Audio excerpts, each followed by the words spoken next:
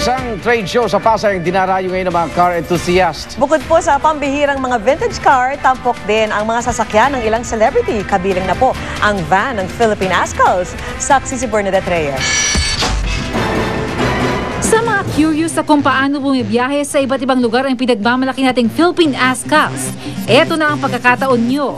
Off the road muna kasi at nasa 20th Transport Show sa SMX Convention Center sa Pasay ang isa sa kanilang official service.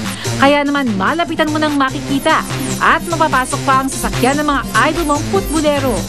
Alagang-alaga ang mga miyembro ng grupo dahil bukod nga sa meron silang flat screen TV, meron pa silang minibar at syempre, hindi rin mawawala ang kanilang moonroof. Pero hindi lang sila ang may komportabling sasakyang ibinida sa car show. Ang Ford E350 nga ng aktor na si Jay Manalo, mala apartment. Bukod sa mga upuang nagsisilbing sala, may mga aparador rin ang sasakyan. Halata naman ang classic taste ng aktor na si Dominic Ochoa sa ipinagmalaki niyang 1969 model na Morris Cooper. Habang si General Reynaldo Beroya, ibinida ang elegante niyang 2008 Ford Mustang. Pero ang pinakalumang sasakyan pa rin ang hinangaan dito. Number 1 sa listahan ng 95-year-old 1916 Studebaker. Mamamangha rin kayo sa 1930 Ford model na ito na sa sobrang ganda. Mahirap paniwala ang halos kainin na raw ito ng kalawang noon.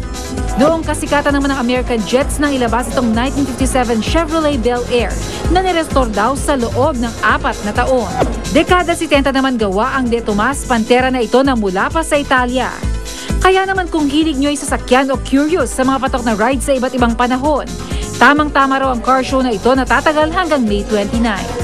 We have about 11 of the best of shows. So, like behind me is a 1963 Jaguar XKE, which won the best of show. Ako si Bernadette Reyes, ang inyong saksi. Sa papasok lang na balita na aksidente ang kotseng sinasakyan ni Senador Chis Escudero. Ayon po sa Quezon City Police Traffic Sector, nabangga ang kotseng sinasakyan ni Escudero bandang alas 9:30 ngayong gabi sa Egea Corner Maryland Street sa Cubao, Quezon City. Sa pinakuling text message na natanggap ng GMA News, okay naman ang senador at kasalukuyan nang nakauwi ng bahay. Patuloy naman pong iniimbestigahan ng pulisya ang sanhi ng aksidente. Kung nasa ng balita, ikaw at ang liga ng katotohanan magkasama sa pagbabalitang walang kinikilingan. Walang pinoprotektahan, walang kasinungalingan, serbisyong totoo po lamang. Ako po si Vicky Morales. Ako naman Arnold Glavio, susunod na ang Rescue. Hanggang bukas, sama-sama tayong magiging saksi.